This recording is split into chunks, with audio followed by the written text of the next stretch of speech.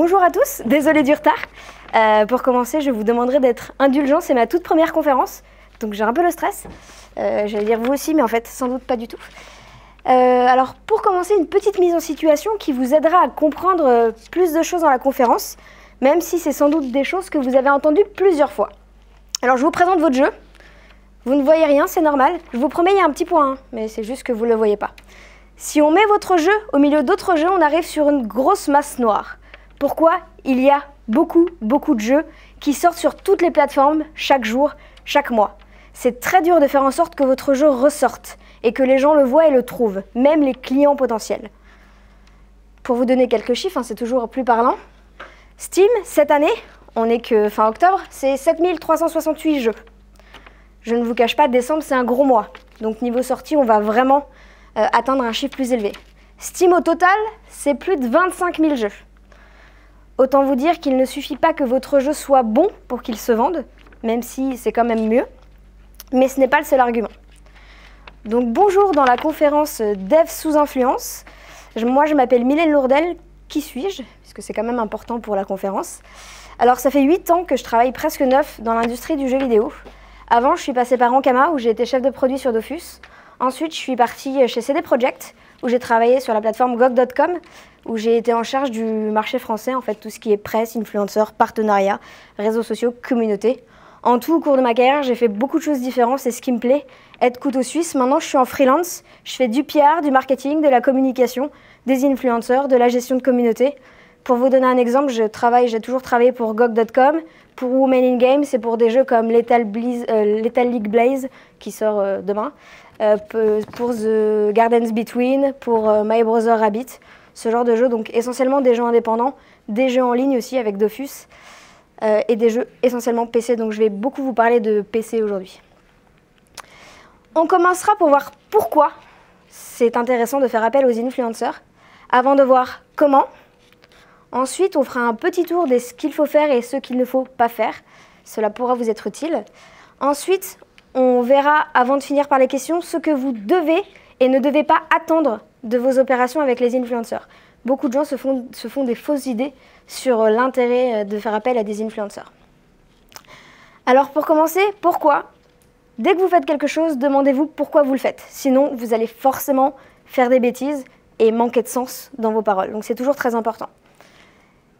Les influenceurs, leur intérêt, c'est que c'est un peu comme un ami. C'est-à-dire, me direz-vous, l'un des meilleurs moyens de vendre un jeu, au final, c'est le bouche à oreille. Si quelqu'un vient chez vous et vous dit « Regarde, on va tester ça, j'y ai joué, c'est vraiment super top », c'est la meilleure expérience que vous pourrez avoir. Même si au final, le jeu ne vous plaît pas. Ça risque pas d'être un mauvais souvenir. Les influenceurs, au final, c'est un peu la même chose. Vous allez les regarder jouer, vous allez avoir de l'interaction avec eux. Même avec du YouTube, vous pouvez avoir de l'interaction. Vous allez vraiment avoir l'impression qu'un ami vous parle d'un jeu. Même s'il l'aime pas, il pourra, alors des fois il va vraiment pas argumenter, mais ça c'est des personnes à qui il faut essayer de ne pas faire appel la plupart du temps. Mais c'est vraiment une relation de contact, quelque chose de privilégié, même si c'est à distance. Très différent des journalistes qui vont faire une analyse plus ou moins critique en essayant d'être objectif, même si l'objectivité n'existe pas vraiment. Vous allez perdre cette notion de proximité, cette notion de recommandation d'un ami. Donc c'est vraiment pour ça que vous faites appel à des influenceurs. C'est aussi le meilleur moyen de cibler une bonne audience. Pourquoi? Il y a tout simplement beaucoup plus d'influenceurs spécialisés que de presse. Par exemple, si vous sortez un jeu d'horreur, il y a beaucoup plus d'influenceurs spécialisés dans les jeux d'horreur, ou du moins qui en font beaucoup, plutôt que de presse qui ne parle que de jeux d'horreur. Vous allez pouvoir cibler les couples, potentiellement, vous allez pouvoir cibler ceux qui ont des enfants, ceux qui aiment les jeux de rôle, ceux qui aiment les jeux narratifs, ceux qui aiment les jeux stratégiques ou tour par tour, même ceux qui aiment les jeux Star Wars. Vous avez des influenceurs spécialisés dans à peu près tout et n'importe quoi, ce qui est très différent de la presse. Alors d'ailleurs, un autre conseil, je vais passer au do and don't vite fait que je n'ai pas mis. Quand vous parlez à un influenceur, évitez d'utiliser le mot influenceur. Pourquoi? Pour certains d'entre eux, ça a une connotation négative. En fait, ils ont l'impression qu'en les appelant influenceurs, on ne fait appel à eux que pour l'influence qu'ils ont, ce qui est au final un peu vrai, mais ils se considèrent, pour certains d'entre eux, plus comme des créateurs de contenu. C'est-à-dire qu'ils donnent les outils aux joueurs pour savoir ce qui est bien, ce qui est pas bien, est-ce qu'ils vont aimer le jeu ou pas, est-ce qu'il faut l'acheter ou pas, et non pas pour les influencer. Donc vous n'aurez jamais personne qui s'offusquera d'être appelé créateur de contenu, quand au contraire, certains pourront s'offusquer si vous les appelez influenceurs. Ça c'est quelque chose que j'ai appris sur le tas quand certains m'ont dit « Non mais ne m'appelle pas comme ça, je ne suis pas un influenceur ». Donc je vous le partage. Et si vous faites appel à eux aussi, c'est parce que c'est gros. Souvent on sait que YouTube, Twitch, c'est gros, mais on ne se rend pas vraiment compte à quel point. Là vous avez des graphiques. YouTube, c'est 23 000 millions de vues au mois de septembre. Twitch, c'est 862 millions de vues. Si on part sur un GameSpot, qui est le site anglophone le plus fréquenté, c'est 173 millions. Vous avez vu une considérable chute. Déjà, entre YouTube et Twitch, on a une très grosse chute. Mais même entre Twitch et les sites, on a une grosse chute. Jeuxvideo.com, qui est le plus gros site francophone, c'est 53 millions de vues. C'est plus de 10 fois moins que Twitch. C'est une audience dont vous ne pouvez pas vous passer quand, soyons honnêtes, votre jeu, la plupart du temps, il ne fera pas 3 millions de ventes. Déjà, si vous arrivez à le rentabiliser, ce sera très bien. Chaque vue et chaque client potentiel qui est au courant que votre jeu existe compte. Donc forcément, il faut aller là où ils sont. Et là où ils sont, c'est essentiellement YouTube et Twitch. Et surtout, ce qu'il ne faut pas oublier, c'est un canal supplémentaire pour parler de votre jeu, pour faire du marketing et de la communication sur votre jeu. Et c'est peut-être le meilleur. Alors, souvent, moi, je ne conseille pas, ou alors dans de très rares cas, de ne faire que du Twitch et du YouTube. Vous allez avoir la presse qui va être intéressante, vous allez avoir la création de communauté, mais pour certains jeux, c'est le meilleur canal. Pourquoi? Imaginez que vous avez un jeu très graphique. L'élément le plus vendeur de votre jeu, c'est les graphismes. Forcément, quelqu'un qui en parle via un test n'est pas vraiment parlant. Quelqu'un qui y joue et qui montre l'expérience qu'il vit, c'est beaucoup plus parlant. Pareil pour les jeux d'action, pour les jeux fun. Si vous ciblez des influenceurs qui jouent à 3 ou 4 sur leur canapé en train de se filmer pendant qu'ils sont en train de jouer à votre jeu, forcément, encore une fois, là on se représente l'expérience qu'ils vous proposent, ce qui n'est pas encore le cas avec un test écrit. On aurait aussi tendance à penser que certains jeux ne sont pas adaptés à Twitch et à YouTube. Moi j'ai tendance à penser qu'ils le sont tous, pas dans les mêmes proportions et pas envers les mêmes personnes. Mais il y a des très bons Twitchers, par exemple, qui font des jeux narratifs, avec beaucoup de texte, qui vont faire les doublages. Donc même un jeu narratif avec beaucoup de texte, où au premier abord on se dirait non, ça ce n'est pas fait pour du Twitch ou du YouTube. Alors peut-être pas pour du YouTube, mais peut-être pour du Twitch. C'est pareil, YouTube et Twitch, deux plateformes qu'on englobe dans Influencer, deux plateformes différentes. Des jeux seront très adaptés à Twitch et moins à YouTube, et inversement. Si vous avez un jeu long avec quelques phases d'action très sympas, je pense par exemple à l'époque Daisy, avec 3 heures où il ne se passe rien pour 15 minutes d'action intense. Pour du YouTube, c'est top aussi parce qu'on va pouvoir faire un montage des meilleurs moments. Pour du Twitch, il faut avoir quelqu'un qui est très bon et qui arrive à combler les blancs, ce qui est plus compliqué. Comment? Alors, première astuce, il faut en avoir conscience, vous allez y passer du temps, vous allez y passer beaucoup de temps ou alors il faudra payer quelqu'un pour le faire à votre place. Mais si vous n'avez pas de temps à consacrer aux influenceurs, n'en faites pas, ou alors n'en faites que via ces plateformes que vous devez sans doute connaître. Keymailer et Woovit, il y en a d'autres, je ne les ai pas tous cités. C'est quelque chose de sympathique en plus, mais il ne faut pas croire que ça fera toute l'opération influenceur de votre jeu. Pourquoi? Pour ceux qui ne connaissent pas vraiment Keymailer, vous mettez votre jeu en disposition, vous pouvez soit payer pour cibler certains influenceurs et leur envoyer directement une clé, sinon c'est eux qui vont pouvoir venir vous voir et vous demander une clé. Soit de manière automatique, soit de manière réponse manuelle. Il faut faire la réponse manuelle. Il y a énormément de scammers là-dessus ou de gens qui ont des chaînes YouTube qui ne sont pas du tout liées au gaming et qui utilisent cette plateforme uniquement pour revendre. C'est pareil, si vous ne payez pas, vous ne pourrez pas voir les vidéos, vous ne pourrez pas voir les stats. Vous ne pourrez voir que peu de stats, donc il faut obligatoirement payer avec Keymailer. Et la couverture, c'est pareil. Pour avoir la couverture, pour savoir les retombées qu'aura eu l'opération Keymailer, il faut payer. Et en plus, si vous payez le plus petit palier, vous verrez le coverage de vos jeux sur YouTube et Twitch, mais vous ne saurez pas lequel est lié à des clés. Vous ne saurez pas si c'est quelqu'un qui a joué naturellement ou si ça fait partie des personnes à qui vous avez distribué des clés. Ça, on ne s'en rend pas forcément compte, mais Keymailer aspire tout ce qu'il y a sur YouTube et Twitch en fait, même si ça n'a aucun rapport avec la plateforme. Sur Woovit, c'est un peu le même système.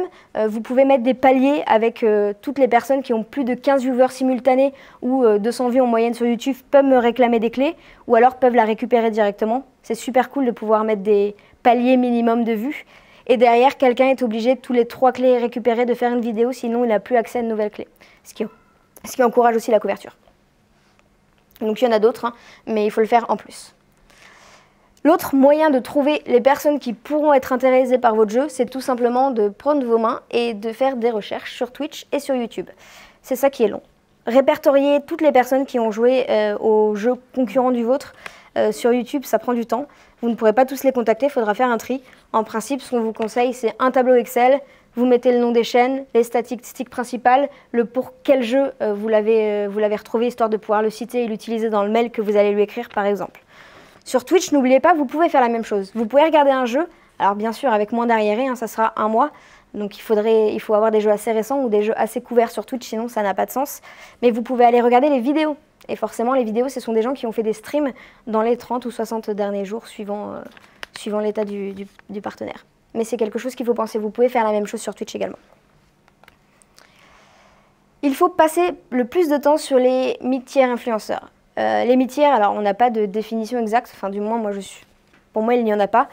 En principe, j'aurais tendance à dire que sur du YouTube, c'est du 70 000, 500, 600 000 abonnés. Et sur du Twitch, c'est plus du 30 viewers, 3000 viewers. Alors 3000 viewers, on est dans le top mid-tier hein, déjà.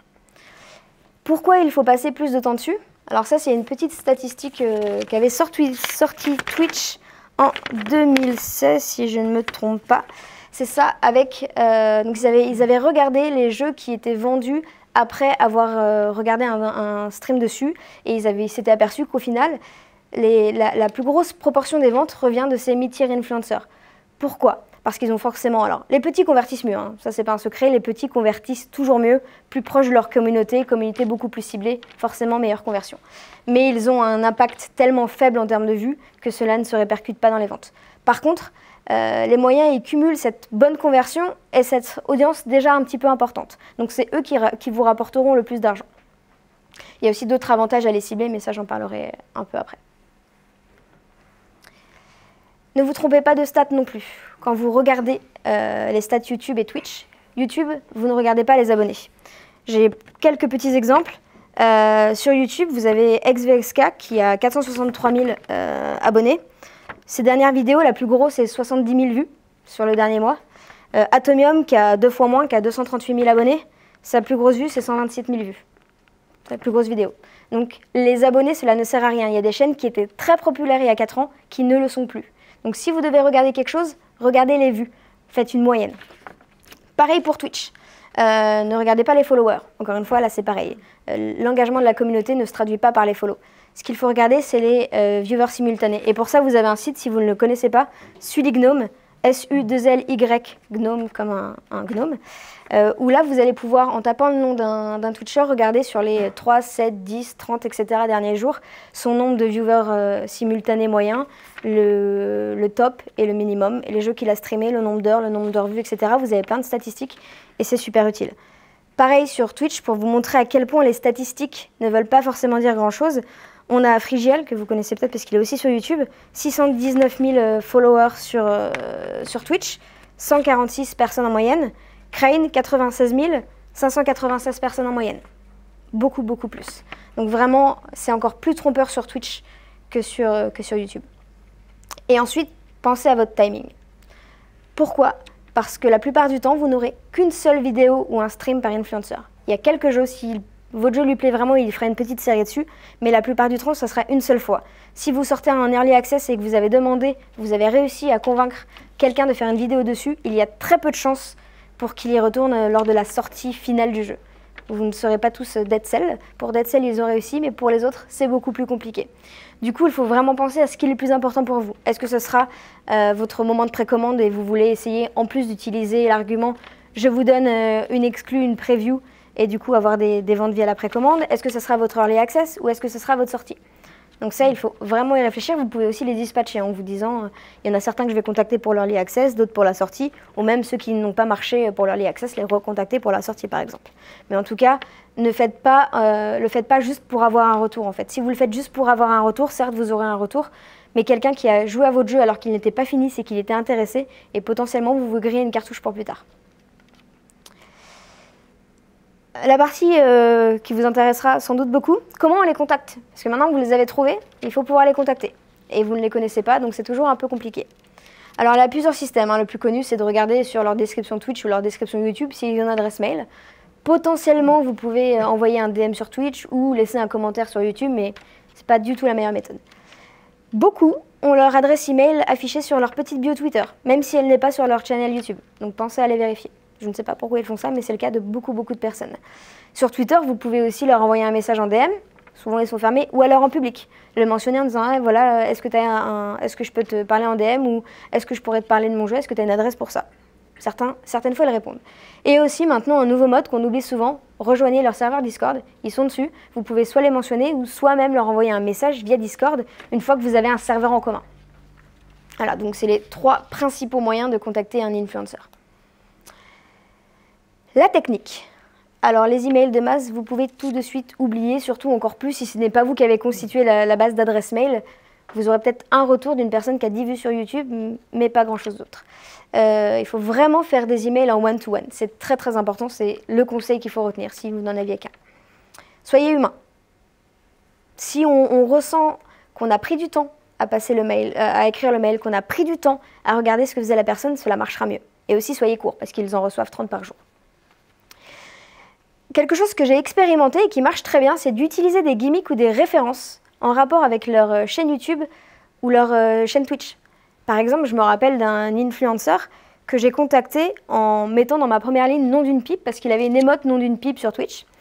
Et il m'a répondu en me disant « C'est la première fois que je réponds à un email de genre parce que je sais que tu as regardé ce que j'ai fait et du coup j'ai envie de parler avec toi et de voir si effectivement on peut faire quelque chose ensemble. » Concrètement, oui, j'avais regardé quelques vidéos, mais j'ai surtout regardé des émotes Twitch de quelqu'un, ça prend 3 minutes. Hein. Je n'avais pas passé non plus 10 ans sur sa chaîne. Mais il faut qu'il ait l'impression que ce soit le cas. Utilisez des GIFs, beaucoup. Si vous en mettez un dans le corps du mail, ça permettra très facilement de voir à quoi ressemble votre jeu. De donner aussi, hein, prenez un truc catchy, c'est mieux. Mettez un lien vers la page Steam, la page de votre site si vous en avez un, et le lien vers le trailer aussi. Pour ça que votre trailer est un outil de com très important. Pour la presse, pour les influenceurs, ce sera toujours le premier moyen de contact avec votre jeu. Il faut qu'on monte du... Alors bien sûr, il faut avoir un trailer gameplay, hein, au moins un peu de gameplay. Si c'est un jeu très narratif, à la limite, un trailer très narratif pourrait convenir puisque c'est l'axe principal de votre jeu. Mais tout de même, préférez montrer du gameplay. Et surtout, ayez un call to action. Il faut que l'influenceur, une fois qu'il a lu ce mail, qu'il a envie de jouer à votre jeu, il sache quoi faire. Alors, des fois, cela peut être contactez-moi pour avoir une clé. Des fois, cela peut être d'autres choses. D'ailleurs, la grosse question, est-ce qu'on met une clé directement dans le mail ou pas?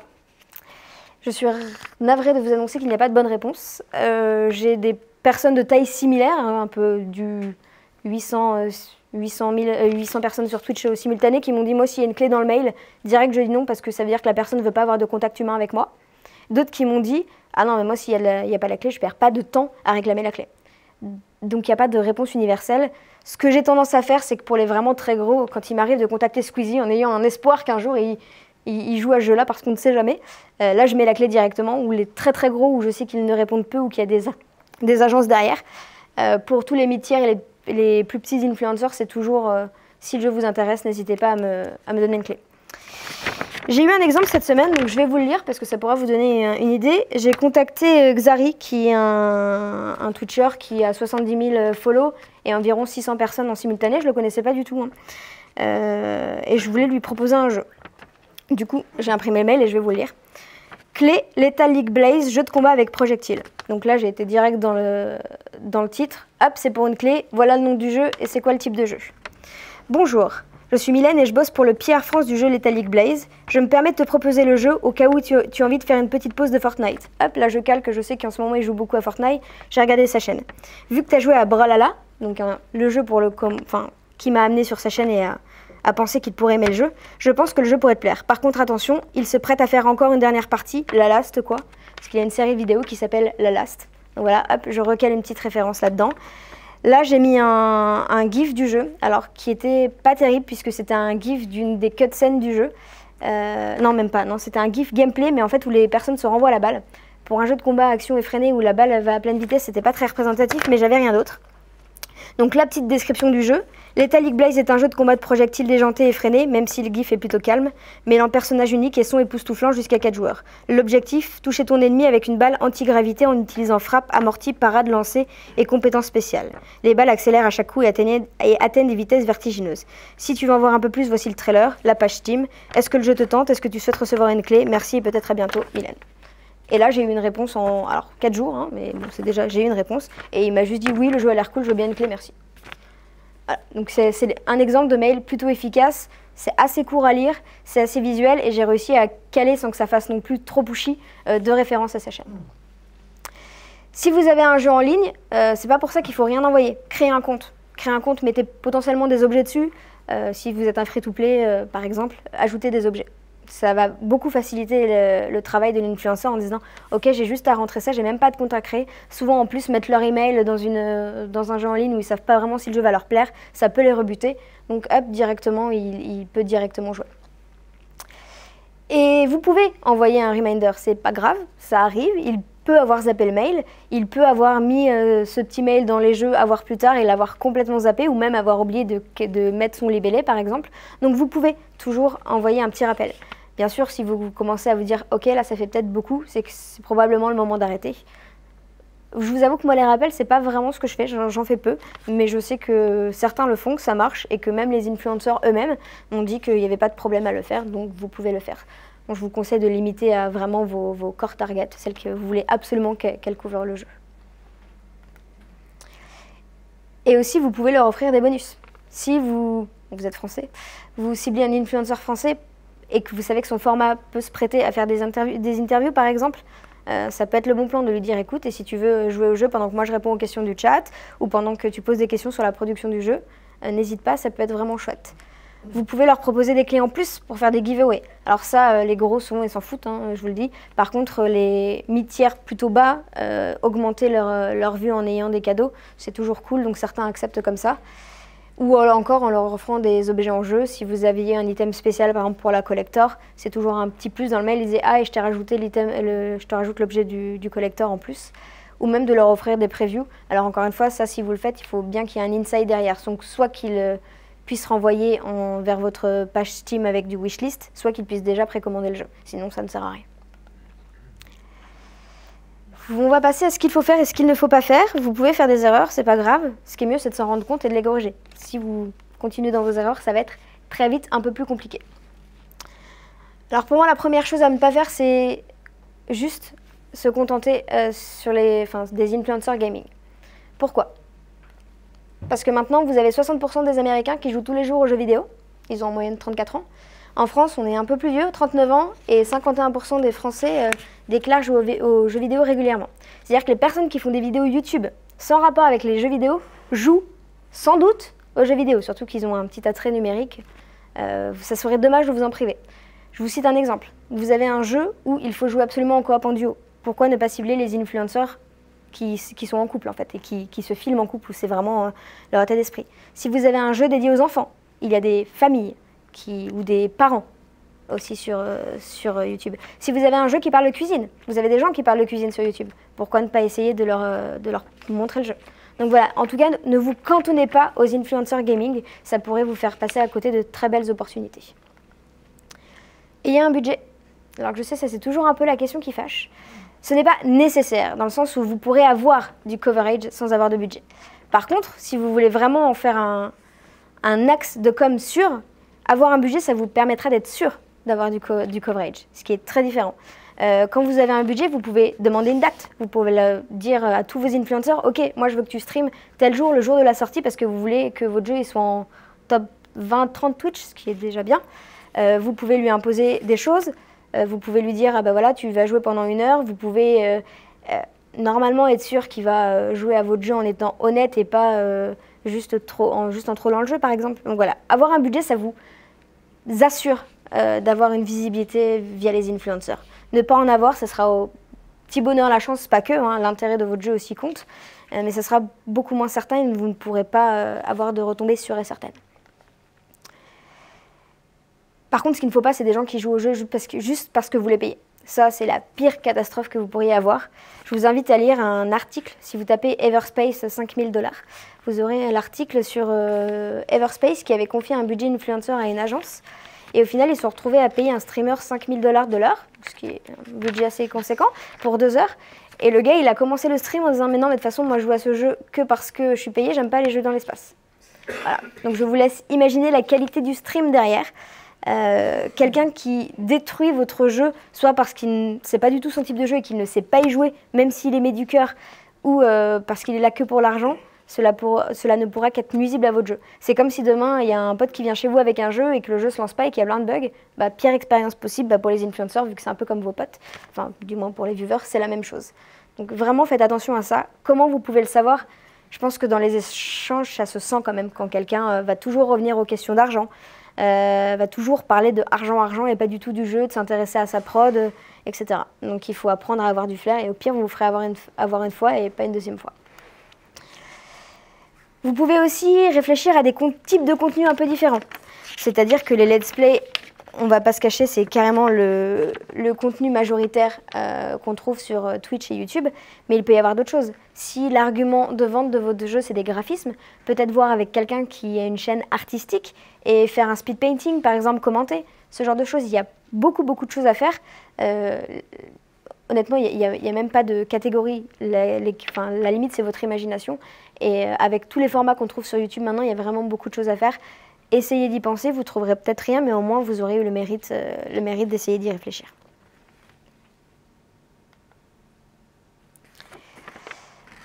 L'autre erreur, donc je vous en parlais un peu tout à l'heure, c'est uniquement se concentrer sur les mid et les top tiers.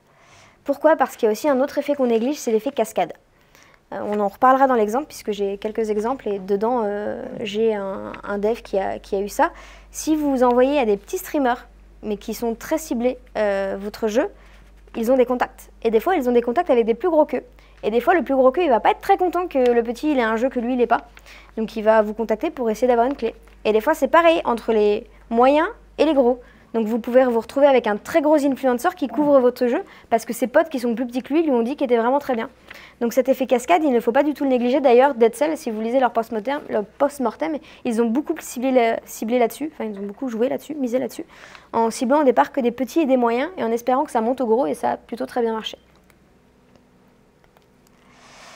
Ne négociez pas un avis positif. Jamais. Jamais. Ça a l'air évident, hein, mais il y en a qui le font. Donc ça, c'est vraiment à proscrire. Pourquoi? Vous allez avoir un studio, vous allez vouloir faire d'autres jeux. Autant vous dire que l'image de la communauté de votre studio, elle est à peu près égale à 0. Surtout si ça se voit que c'était truqué. Pour l'influenceur, c'est une catastrophe. La confiance envers sa communauté est fichue. D'ailleurs, si vous payez des streamers et des influenceurs, des streamers et des youtubeurs, j'ai oublié de dire, demandez-leur à ce que cela soit écrit. Certains ne le font pas forcément. Et pour vous, c'est plus honnête que cela soit écrit que c'est une vidéo sponsorisée.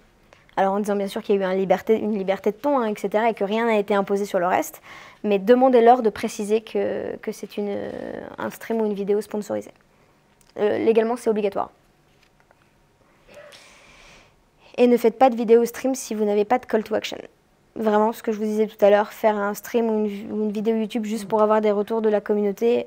Alors oui, pour certains jeux qui ont vraiment besoin d'une communauté, ça permet d'avoir une petite base de création de communauté, ce qui peut être intéressant. Mais pour cela, il vaut mieux cibler vraiment des petits ou alors de voir que des gens d'eux-mêmes vont faire des vidéos sur votre jeu. Parce que si vous faites beaucoup d'engagement de communauté, vous allez engager aussi normalement des influenceurs si ça marche. Mais en tout cas, ne le faites pas de vous-même, ne passez pas du temps là-dessus à des moments qui sont moins critiques. Je vérifie que je n'ai rien oublié. Ok. Qu'est-ce que vous pouvez attendre et non des influenceurs? La première chose qui est très dure à accepter, surtout quand chaque euro compte, c'est que non, vous ne pourrez pas vraiment mesurer ce que vous a apporté la vidéo d'un influenceur, que vous l'ayez payé ou non. Avoir un retour sur investissement là-dessus, c'est très dur. Et déjà, rien que le mesurer, c'est très dur. Parce que, par exemple, si vous voulez faire votre coverage le jour de la sortie, ce qui est quand même intéressant, vous ne saurez jamais d'où proviennent les ventes, en fait. Est-ce qu'elles proviennent d'un streamer ou pas? Alors, vos ventes et votre retour avec un streamer, ça peut vraiment être de 0 au décollage. On va avoir quelques exemples. Et moi-même, je ne saurais pas toujours vous expliquer pourquoi des fois ça marche, pourquoi des fois ça marche pas. C'est un peu comme avec la presse. Des fois, tout se passe bien dans le meilleur des mondes et on a 15 articles à la minute. Des fois, il n'y a rien du tout. Et c'est pas parce qu'on a mal fait les choses. Parce qu'on a ce petit facteur chance qui est là et qui existe, qui n'était pas en votre faveur. Il faut vous dire que ce facteur chance, il sera là pour tout, et y compris pour les influenceurs, et que vous ne pourrez pas lutter contre. Le plus important, c'est vraiment de mettre tout le reste, tout ce qui n'est pas de la chance, de votre côté en le maîtrisant. On retourne sur la petite étude qu'avait fait Twitch tout à l'heure. Donc ça, on voit pas très bien. Le pourcentage des ventes totales qui sont pour eux attribuables à Twitch. Donc encore une fois, ils ont regardé les ventes des jeux, ils ont regardé combien ont été effectuées dans les 24 heures après avoir regardé un stream de ce jeu. Pour Punch Club, ça atteint les 25%. Pour The Killing aussi. Pour d'autres, c'est déjà un peu plus bas, hein, mais 8% c'est quand même pas mal. Bon, après, encore une fois, c'est un facteur d'amoncellement. Si on voit une review positive, si on voit un stream Twitch sur lequel le streamer s'amuse, si on voit un visuel qui nous parle, on va être plus enclin à acheter le jeu que si on lit juste une review ou si on voit juste un stream. Plus les gens entendront parler de votre jeu, plus ils seront susceptibles de l'acheter. Alors un petit exemple, un jeu que vous avez peut-être entendu parler, un jeu français qui est fait par quelqu'un en solo qui s'appelle Dig or Die. Ça, c'est ses courbes de vente. Donc il y a sa sortie tout à gauche en Early Access. Et tout après, vous avez un pic donc, qui est un tout petit peu plus haut que ses ventes en Early Access, qui est dû à une vidéo. Je crois que les stats sont en commentaire, donc je ne peux pas les lire. Ah si, je crois qu'elles sont là. Ah, je vais pouvoir vous les lire d'ici. Du coup, Paul Suarez, qui est un gros streamer, il y a eu 83 000 vues. Il a 83 000 abonnés, pardon, et sa première vidéo a fait 264 000 vues, donc c'était énorme. Ça lui a apporté vraiment beaucoup de ventes. Et ce qui est très intéressant, c'est qu'il ne l'a pas démarché en fait. Donc il l'a démarché plus tard pour lui demander comment il avait entendu parler de son jeu. Et en fait, il lui a dit que c'était un ami à lui, qui était un youtubeur beaucoup plus petit, qui lui avait recommandé le jeu en disant que c'était vraiment très bien. Et donc de lui-même, il a fait une vidéo sur le jeu. Donc là, on peut vérifier l'effet de cascade dont je vous parlais tout à l'heure, avec un coverage qui a engendré beaucoup de ventes, en tout cas plus que naturellement la sortie en Early Access. Et après, on peut voir pareil, il y a quelques pics qui sont attribuables à d'autres vidéos. Pour le jeu Judgment, ils étaient à 10 ventes par jour.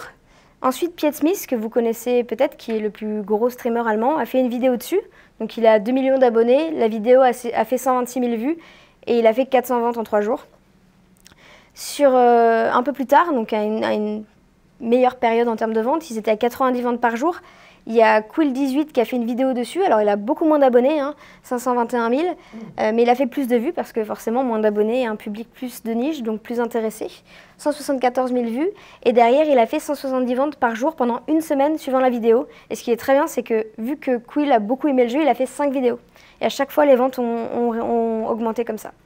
Donc comme quoi, là on le voit très bien, les plus gros influenceurs ne sont pas forcément ceux qui vous apporteront un meilleur retour sur investissement, même si j'aime pas vraiment ce mot pour les influenceurs, vu qu'on ne peut pas le mesurer, et qui vous apporteront même une visibilité plus importante, même si l'avantage d'avoir un Piet Smith, c'est qu'effectivement les autres qui vont voir le couvrir derrière vont être plus nombreux, et en plus la brand awareness de votre jeu va être plus important, puisque forcément plus grosse audience. Même ceux qui n'ont pas vu la vidéo, ils ont vu le nom de votre jeu ou une image de votre jeu en vignette sur sa chaîne YouTube. Ah, donc là on voit qu'il y a des couleurs qui passent pas très bien sur grand écran.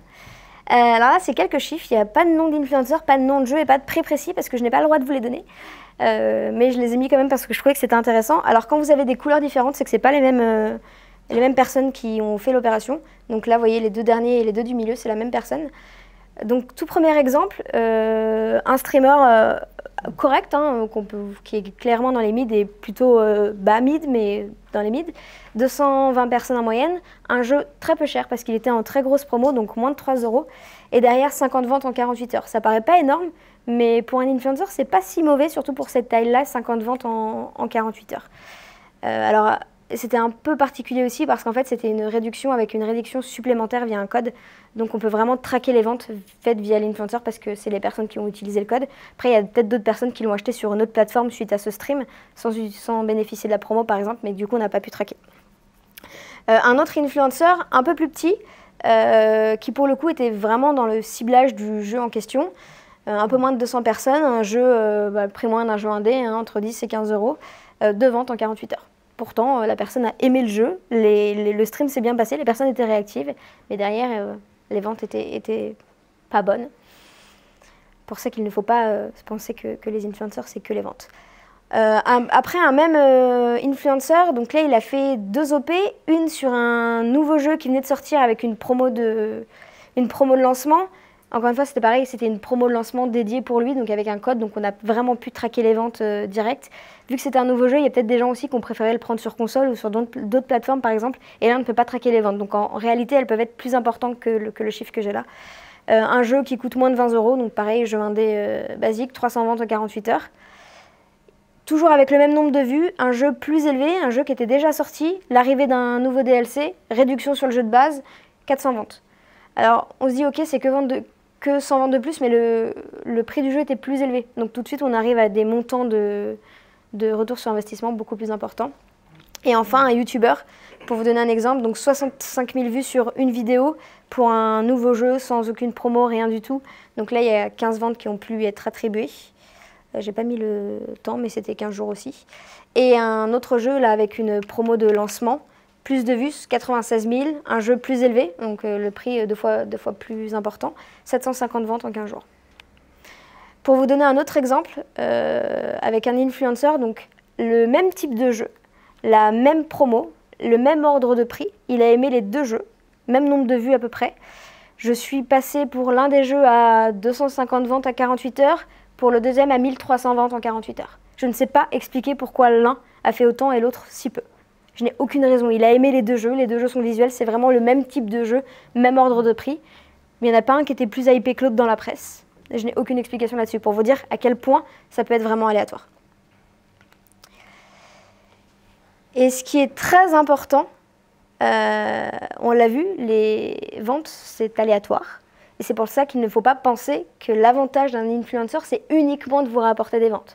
Ça va aussi vous rapporter des ventes, enfin du moins pas directement, des ventes indirectes. Quelqu'un qui va avoir la première promo sur votre jeu, il va se rappeler « Ah oui, j'ai vu machin y jouer il y a 3 mois, ça avait l'air cool. Ok, bah là il est à moins 20%, je vais le prendre. » Il va voir quelqu'un d'autre y jouer 2 mois plus tard. « Ah oui, c'est vrai, j'avais vu machin y jouer déjà, il avait bien aimé aussi, ok, je vais le prendre. » Il va voir une nouvelle update, l'OST qui sort, il va voir passer un tweet qui parle du jeu. « Ah oui, c'est vrai. » Donc maintenant, on a beaucoup trop de jeux qui sortent pour qu'il y ait beaucoup de gens qui l'achètent directement à la sortie, la première fois qu'il en entend parler. Plus vous multiplierez les messages, mieux ce sera. Et les influenceurs sont un moyen de faire cela. La conférence est terminée, si vous avez des questions. Je ne sais pas comment j'étais en termes de temps. Oui. Moi, du coup, j'avais une question quand tu parlais de CTA, parce que je sais, c'est quelque chose que je connais pas beaucoup. Deux. Le call to action. Ouais. Donc, si je comprends bien, ce que ça veut dire, c'est que ça, sur le moment, c'est une sorte de conversion entre ce que les gens voient et le fait de passer à un achat juste derrière. Non, le call to action, ça veut dire que la personne qui doit savoir ce qu'elle fait après. Dans un email envers un influenceur, le call to action, ça va être « si tu as besoin d'une clé, tu me demandes » ou alors « voici le lien pour télécharger le jeu s'il te plaît ». Une action, quelque chose de concret. C'est quelque chose qu'on voit, enfin c'est une erreur qu'on voit aussi beaucoup sur les trailers. Je vois des super trailers de jeux et ça se finit sur un logo. Et maintenant, je fais quoi? Est-ce qu'il y a une page Steam à aller liker? Est-ce qu'il y a des réseaux sociaux à suivre? Est-ce que je peux précommander le jeu? Est-ce que je peux m'inscrire à une newsletter? C'est vraiment, ok, maintenant on a eu la personne, elle est restée jusqu'au bout, elle a lu jusqu'au bout, regardé jusqu'au bout. Qu'est-ce qu'on lui dit de faire? Oui. Vous avez montré tout à l'heure une courbe, c'était la courbe de vente de Digordy. Ouais. Du coup, ce qui m'a paru un peu bizarre, c'était le nombre de ventes en fait, pendant les Summer Sales de Steam. Alors parce qu'il a pas fait de promo. Ah, c'est Voilà. Il n'avait jamais fait de promo sur son jeu et donc il voulait montrer que l'impact des ventes, les ventes descendent quand il a fait pas assez de promo, même si maintenant, quand on a des ventes suffisamment stables, c'est plus le cas. Il n'y a plus de baisse de vente. Oui. Il faut toujours faire des promos. Ça c'est une autre question. C'est compliqué, ça va dépendre de où en est le jeu, dans son cycle de vie, de comment les gens sont réceptifs aux promos, combien, quels sont nos objectifs de vente, est-ce qu'on a besoin de le rentabiliser à court terme. Enfin, il y a beaucoup de choses à faire là-dessus. Mais en principe, durant des promos, un jeu qui n'est pas en promo se vend moins bien. Ça, c'est une vérité, j'ai envie de dire, presque absolue. Oui. Est-ce qu'en amont, pour le budget, tu vas le demander en fait, à ton client et tu vas le stipuler quelque part, par exemple, dire, ben voilà, pour faire telle campagne, ça te coûtera tant d'argent, ou est-ce que c'est toi, au bout d'un moment, qui va avancer? C'est-à-dire que moi qui paye à la place du client en attendant qu'il me le paye? Non, comment dire est-ce que c'est toi qui prends en compte le budget est-ce que, Alors en fait, ce qui se passe, c'est que en principe, moi, la personne va me dire, ok, j'ai un budget ou j'ai pas de budget. Si j'ai pas de budget, je dis ok, bah du coup moi mes services c'est tant pour que je le fasse. Je peux pas te garantir de retour parce que peut-être que tout le monde, moi je vais envoyer plein de mails, je vais contacter les gens, on va me dire bah non je veux pas y jouer. Si j'ai un budget, je vais cibler sur qui je voudrais dépenser ce budget s'ils me répondent parce que encore une fois, hein, je ne fais jamais un mail en disant coucou, j'ai du budget, est-ce que tu veux faire une vidéo? Ça évite les personnes qui sont intéressées que par l'argent. Ça va être j'ai envie que tu fasses une vidéo sur le jeu. Et là, si j'ai une réponse en disant ah oui, mais je suis pas sûre, par exemple, parce que mon planning est plein. Là, ok, par contre j'ai du budget, du coup, est-ce que tu penses pouvoir réussir à le caler? Et là, en principe, c'est plutôt moi qui vais m'adapter au budget qu'on me donne en me disant ok, avec ce tarif-là, je vais pouvoir avoir telle personne, sachant qu'en plus, un tarif par personne va dépendre de son intérêt pour le jeu. C'est-à-dire qu'il va pouvoir demander pour la même chose 600 ou 300 euros. S'il aime beaucoup le jeu, forcément, il dira pas non à de l'argent aussi, hein, parce qu'ils mangent comme nous, et ils ont un loyer, mais il le fera pour moins cher parce que le projet le tente plus. Donc en principe, il faut définir le budget qu'on a, et après, on adapte ses attentes au budget. L'inverse, c'est toujours compliqué. Je sais pas si ça a répondu à ta question. Oui. C'était pour quand tu contactes un youtubeur, on va dire, Ouais. est-ce que tu lui demandes de faire une vidéo? Est-ce qu'il serait intéressé par recevoir une clé ou une autre question comme ça? Alors en principe, tu vas lui apporter une idée en fait parce que moi derrière ce que je veux c'est qu'il fasse une vidéo que j'ai des vues et après j'ai des retombées pour vendre mon jeu. bon, ça il le saura de toute façon. Il le Ouais. sait mais je ne vais pas lui dire comme ça. Non, si tu le contactes, il saura que c'est parce que tu veux qu'il fasse une vidéo sur le jeu. Ouais, parce qu'il sait, il le comprend. Ouais, alors en principe, moi je vais, soit on est dans le cas des gros, où je leur disais si jamais le jeu te plaît, voici une clé pour que tu y joues. Et au pire, il va peut-être griller la clé et jouer et pas faire une vidéo dessus, mais bon, ça arrive. Sinon, ça va plus du voilà, donc peut-être à bientôt si tu es intéressé pour le jeu et que tu veux une clé, contacte-moi. Donc je lui dis direct, si tu veux une clé, tu me contactes pour lui dire qu'il aura sa clé, quoi qu'il arrive. Après, moi j'en ai qui me contactent et qui me disent ok, ben, je veux bien une clé, par contre je peux pas te garantir une vidéo parce que je suis pas sûre que le jeu me plaise. Donc déjà il y en a qui vont vous demander une clé et au final ils vont pas aimer votre jeu et pour vous, il vaut mieux qu'ils fassent pas de vidéo quand ils aiment pas le jeu. Ou d'autres qui vont simplement dire bah, je suis pas sûre d'avoir le temps de caler dans mon planning. Moi dans ces cas-là j'envoie quand même la clé parce que ça coûte pas grand chose. Ouais.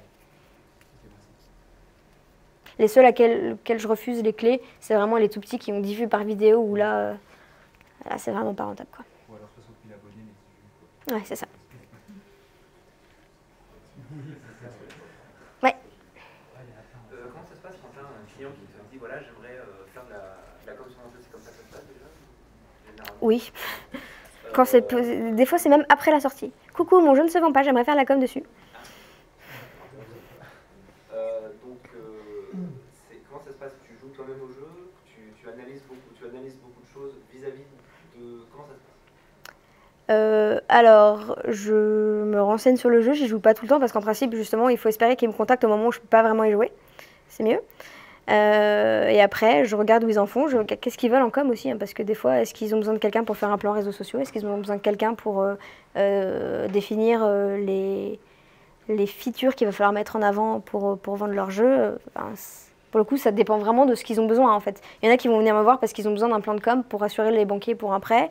Il y en a qui parce qu'ils veulent voir s'ils sont dans la bonne direction et que la manière dont ils vendent leur jeu actuellement, c'est cohérent avec le produit qu'ils ont au final. Donc ça va vraiment dépendre de plein de choses. Mais enfin, les devs font de la com et du market sans le savoir. Quand ils vont choisir le nom du jeu, quand ils vont choisir l'image principale de leur jeu, lorsqu'ils vont se dire bah moi je veux un jeu... je sais pas, d'action, du combat avec que des shurikens parce que j'aimerais bien jouer à ça et il n'y a personne qui le fait, c'est déjà un peu faire du marketing. Bon, je veux dire qu'on fait un jeu pour soi, c'est pas toujours la bonne solution, voire très rarement. Non, mais c'est aussi, non, mais c'est les premières étapes pour être sûr que quand tu vas vouloir apporter de la visibilité à ton jeu, tu sais comment le faire et tu sais quoi dire en fait. Mais après, oui, les clients, ils te contactent pour plein de choses. Il y en a qui me contactent juste pour du PR, juste pour des influenceurs ou juste pour de la stratégie réseaux sociaux. Plein de choses différentes. Oui. Pour les très très gros, genre Squeezie, PewDiePie, Ouais. etc., qu'est-ce qu'il y a comme règles supplémentaires à part privé Bah, moi, je mets juste la clé en plus.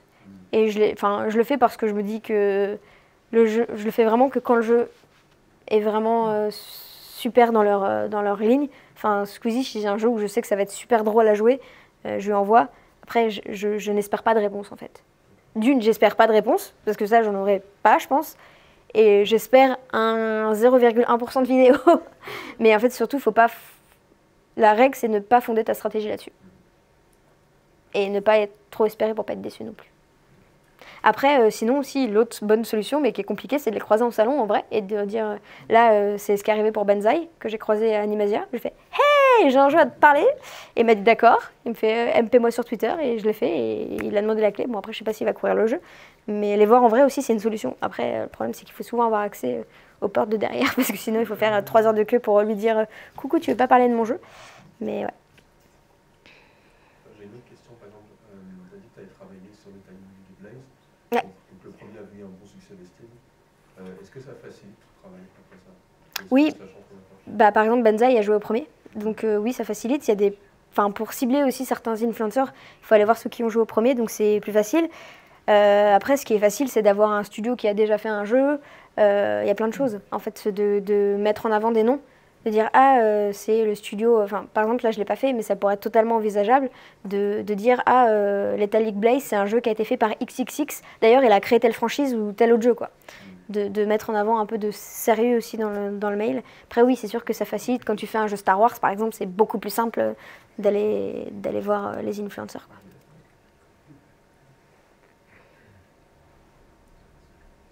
Il n'y a plus de questions? Ouais.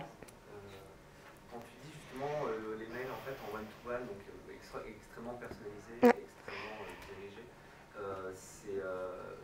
est-ce que justement des fois tu n'as pas eu des problèmes? Ouais, parce que je vois, enfin moi de ce que j'ai compris, c'est que finalement c'est beaucoup touché à l'ego de ces gens-là qui vont peut-être avoir justement plus de facilité quand on va les brosser dans le sens du poil. Enfin moi c'est comme ça que j'ai compris finalement dans la présentation. Donc, Alors oui et non, parce qu'en fait, montrer que tu t'es intéressé à ce qu'il fait et que si tu le contactes, c'est pas juste parce que justement c'est un compteur à vue. Au contraire. Alors c'est pas spécialement l'ego, c'est juste dire coucou monsieur, je sais qu'il y a un humain derrière et je sais que c'est cet humain-là qui pourrait aimer mon jeu et je voudrais que tu le testes. Donc au contraire, si tu touches à l'ego, tu dirais, tu parlerais plus des vues, tu parlerais plus de ses chiffres, de sa performance impressionnante. Moi, c'est pas ce que je fais juste des références que je glisse dans mon mail pour lui faire comprendre que, regarde, j'ai regardé ta chaîne, je sais ce que tu fais. Après, tout n'est pas complètement personnalisé, hein. Tu sais, quand je vous ai lu mon exemple, la petite partie qui présente Lethal League Blaze, ça, je le mettais à tout le monde. C'était juste le premier paragraphe d'intro qui, là, était complètement différent d'une personne à l'autre. Alors souvent, il y avait quand même cette petite référence.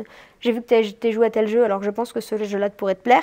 Mais la seule vraiment partie que j'ai copié-collé, c'est cette description du jeu, en fait. D'accord, non, c'est parce que je comprenais vraiment le fait de toucher à l'ego, même en faisant des références à sa chaîne, parce que pour moi, c'est quelque chose aussi qui finalement est propre à la personne. Mais... Non, pour moi, c'est plus de lui dire, je sais que tu as 30 000 mails par jour, mais tu devrais lire le mien parce que j'ai un peu regardé ce que tu fais et si je te le propose, c'est pas par hasard et juste parce que tu es des vues, en fait. Benzaï, quand je l'approchais, je lui dis bonjour, je sais que tu es Benzaï, j'ai jamais regardé ce que tu fais, mais je sais quand même que tu as joué à ce jeu-là, donc ça pourrait t'intéresser. Et il m'a dit oui, c'est pas grave, tu peux pas regarder. Ça l'a pas vraiment ému, quoi. Et au contraire, je pense que si tu les mets trop dans l'ego, ils vont sentir peut-être avoir un sentiment de fan ou de quelque chose qui pourrait s'en rapprocher. Et ça, on fuit en fait. On fuit. Parce qu'on sait que ça va être que des problèmes. Il n'y a plus de questions? Bon. Bah, merci.